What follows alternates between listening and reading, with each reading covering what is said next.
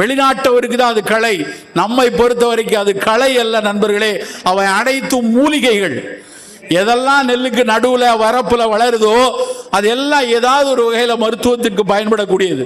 அந்த நெல் வரப்போற நிற்கக்கூடிய நீர்முள்ளிங்கிற செடி, அந்த நீர்முள்ளி நல்ல சிறுநீரை பெருக்கி காலில் வீக்கம் இருந்தால் வீக்கத்தை குறைக்கக்கூடியது, கற்கள் இருந்தால் கரைக்கக்கூடியது, உடலுக்கு அந்த சிறுநீரை வெளியே பெருக்கும் போது இரத்த கொதிப்பை குறைப்பதற்கு அது உதவியா இருக்கும் நீர்முள்ளி. அது என்ன களையா, அது என்ன விஷச்செடியா, அது எதுக்கு வீடு சைடு போட்டு அழியணும்? அதே மாதிரி நிலத்தில் குறுக்க குறுக்க வளரக்கூடிய சிறு செருப்படையா இருக்கட்டும், இல்லை நெருஞ்சில் முள்ளாக இருக்கட்டும், கொழுஞ்சியாக இருக்கட்டும், கீழாநெல்லியாக இருக்கட்டும், எல்லாவற்றிற்கும் மேலாக கரிசலாங்கண்ணி. அந்த வீடு சைடு டப்பால அவன் எழுதியிருக்கான், இட் வில் கில் யூக்கலிப்டா ஆல்பா என்று. வைத்தறிச்சலா இருக்கு எனக்கு. யூக்கலிப்டா ஆல்பா அப்படிங்கிறது கரிசலாங்கண்ணி. வள்ளலார் அவர்கள் நாம் தொழுது வணங்க வேண்டிய மூலிகை என்று சொல்றார் அந்த கரிசலாங்கண்ணிய. ஆனா அவன் அந்த டப்பால இட் வில் கில் யூக்கலிப்டா ஆல்பாங்கிறான். எவ்வளவு பெரிய வேதனை வருது பாருங்க, முரண் வருது பாருங்க. நான் என்ன சொல்கிறேன் என்றால், களை என்று அவர்கள் விமர்சிக்கக்கூடிய நம் உணவு பயிர்களின் வளர்ச்சிக்கு தடையாக அல்லது அந்த மகசூலை குறைக்கும் என்று நம்பக்கூடிய களையை இனிமேல் மூலிகைகள், வரப்பு மூலிகைகள், செடிக்கிடையே வளரக்கூடிய மூலிகைகள் என்று இனிமேல் சொல்லுங்கள். அந்த மூலிகைகளை பறித்து உலர்த்தி அதை வணிகம் செய்யுங்க. அதை நீங்கள் அந்த செடி, அந்த ஆவாரம்பூ எல்லா இடத்துலையும் வளைஞ்சு கிடக்கு. அதை ஒரு சாதாரண காட்டுப்பூ மாதிரி நினைச்சோம். ஆவாரை பூத்திருக்க சாவாரை கண்டதுண்டோன்னு சித்த மருத்துவம் சொல்லிச்சு. ஆவிரை கொன்றை நாவல் அலைகடல் முத்தம் கோஷ்டம் மேவிய மருத தோலும் மிருதிட ரொக்க கொண்டு காவிரி நீரும் மற்றும் கடல் நீரும் மற்றும் தானே என்று பாடியது ஆவாரை கஷாயத்துக்கு. இன்னைக்கு ஒட்டுமொத்த அறிவியல் அந்த ஆவார சர்க்கரையை கட்டுப்படுத்தும். ஆவாரை அந்த ரத்தத்தில் அந்த இன்சுலின் போய் செல்லுக்குள்ள குளுக்கோஸை தள்ளுறதுக்கு தேவையான நொதிகளை ஆவாரம்பூ தள்ளும் என்று கண்டறிந்திருக்கிறது. அதை ஏன் களைன்னு தூரப்படணும்? இந்த கரிசலாங்கண்ணியை போய் ஏன் களைன்னு போய் கொல்லணும்? கரிசலாங்கண்ணியை வள்ளலார் தேகராஜன்னு சொல்ல, தேரன் தேகராஜன்னு சொல்றாங்க. அதுக்கு ஒரு பாடம் சொல்லலாம், தேகரா சச்சுருதம் தில்லிய நேர் நேர் கூட்டி பாகமுற காய்ச்சி பருகுவார் காகமுனும் சளி தீரும் காணே. இருமி துப்பும் போது சளி ரொம்ப கட்டியா விழுந்துச்சுன்னா காக்கா தூக்கிட்டு போயிருமா. அப்படி சளி கட்டியா இருந்தா நவீன மருத்துவர்கள் அதை மியூக்கோ புருலன்ட் ஸ்பூட்டம்பாங்க. அந்த மியூக்கோ புருலன்ட் ஸ்பூட்டம் வாயிலிருந்து வருதுன்னா உன் நெஞ்சில் நிமோனியா மாதிரியோ பிராங்கைட்டிஸ் மாதிரி நெஞ்சில் கபம் இருந்தால் மட்டும்தான் அப்படி வரும். அந்த கபத்தை போக்கக்கூடிய தன்மை கரிசலாங்கண்ணிக்கு இருக்கு. அவ்வளவு சிறப்பான கரிசலாங்கண்ணி நாம ஏன் தேநீராக அருந்தக்கூடாது? நம்ம ஒவ்வொரு நாளும் போய் நம்ம டிவியில் விளம்பரம் போடுறோம், அதிமதுரம் அடங்கியது அப்படின்னு ஒரு பாட்டி சொல்லுது, உடனே போய் 3 ரோசஸ் டீயை வாங்குறோம். நம்ம ஏன் இங்கே கரிசலாங்கண்ணியை உலர்த்தி பொடி பண்ணி அதை ஒரு ஸ்பூன் போட்டு அதை தேநீராக்கி குடிக்கலாம், ஆவாரம்பூவை தேநீராக்கி குடிக்கலாம், செம்பருத்தியை தேநீராக்கி குடிக்கலாம், ஒரு சுக்குமல்லி காஃபியை குடிக்கலாம். நாம் சாப்பிடக்கூடிய ஒரு பானமும் உடலுக்கு எதிர்ப்பாற்றல் கொடுக்கக்கூடிய ஒரு பானமாக இருக்கணும். அப்படி எடுத்தோம் அப்படின்னா ஏதாவது ஒரு துளி துளியாக அது உடல் நலத்திற்கு உதவியாக இருக்கும் நண்பர்களே. அப்போ களைன்னு இன்னைக்கு நெல் திருவிழாவில் நான் வேண்டி கேட்டுக்கொள்வது என்னன்னா, இனிமேல் களை என்று அதை பார்க்காதீங்க. களை அல்ல, அது மூலிகைகள் என்ற புரிதல் நமக்குள்ள வரணும். நாங்கள் இங்கே ஒரு சின்ன ஃப்ரீ மெடிக்கல் கேம்ப் வச்சுருக்கோம். அந்த கேம்பில் களைனா என்ன, களை அல்ல மூலிகைகள்னு போட்டு படம் போட்டு அந்த செடியையும் வைத்து அதனுடைய மருத்துவ பயனையும் குறித்திருக்கிறோம். இங்கே வந்திருக்கக்கூடிய நண்பர்கள் அதை புகைப்படம் எடுத்துக்கொள்ளுங்க. அந்த புகைப்படம் எடுத்துக்கொண்டு அதை உங்களுக்கே அதனுடைய அறிவு ஆற்றல் தெரியும். இருந்தாலும் யாருடனும் எடுக்கிற புகைப்படத்தை விட அது களை அல்ல மூலிகை என்பதோடு எடுக்கக்கூடிய புகைப்படம் உங்கள் வாழ்நாள் முழுக்க அது உதவியாக இருக்கும். அதை மற்ற விவசாயிகளுக்கு பகிரும் போது அது பல்வேறு மக்களுக்கும் இந்த மண்ணுக்கும் பயனுள்ளதாக இருக்கும்.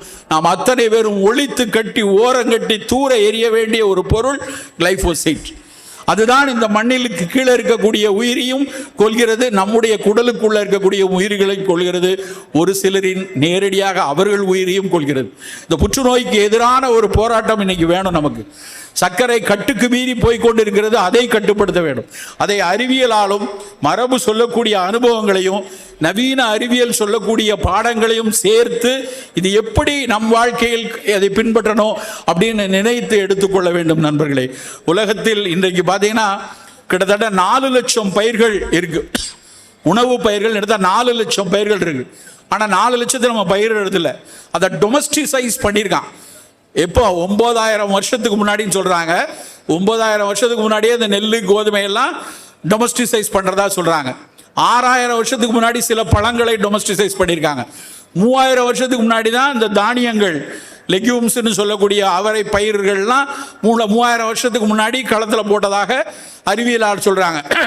இப்படி டொமஸ்டிசைஸ் பண்ணும்போது நடக்கக்கூடிய பிரச்சனை என்ன அப்படின்னா, அதனுடைய இயல்பான சுவையிலிருந்து குறைந்து குறைந்து அதிகம் இனிப்பான சுவை வருதுங்கிறான். ரொம்ப முக்கியமாக கவனமாக நம்ம எப்படி தப்பு நடக்குதுன்னு பார்க்கணும்.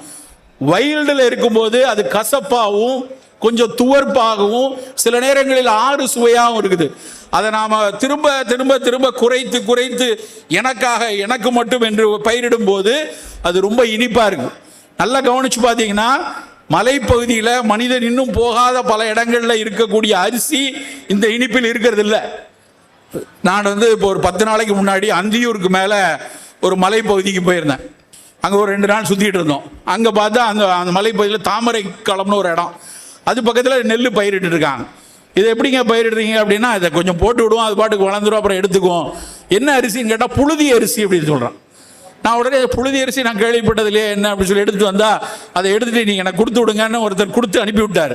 வந்து எடுத்து பார்த்தா அது நம்ம ஊர் காட்டியானம். அந்த காட்டியான அரிசியினுடைய இது இருக்குது. அவர் சொல்கிறார், இந்த அரிசி நாங்கள் பயன்படுத்தி எங்களுக்கு உடலுக்கு நல்லது, ஆரோக்கியத்துக்கு நல்லது அப்படிங்கிறார். நம்முடைய மரபினுடைய பயன் ஆங்காங்கே ஒளிந்து கொண்டிருக்கிறது.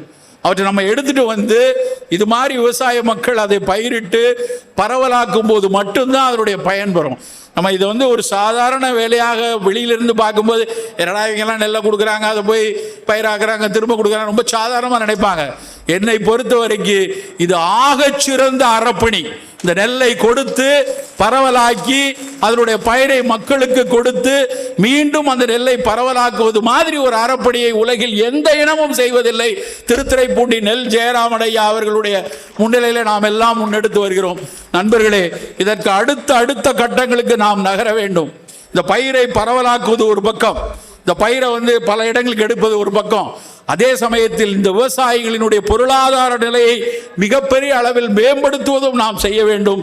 அதை செய்வதற்கு மதிப்பு கூட்டலும், மதிப்பு கூட்டிய உணவுகளை நெல் ஜெயராமன் ஐயா பேரில் ஒரு நல்ல தமிழ் சொல்லில் நல்ல ஒரு பிராண்டை உருவாக்கி அந்த பிராண்டு உலகெங்கும் ஒலிக்கக்கூடிய அளவில், இன்னைக்கு ஜப்பானில் இருக்கக்கூடிய மிசோ சூப் அப்படின்னு ஒன்று இருக்கு.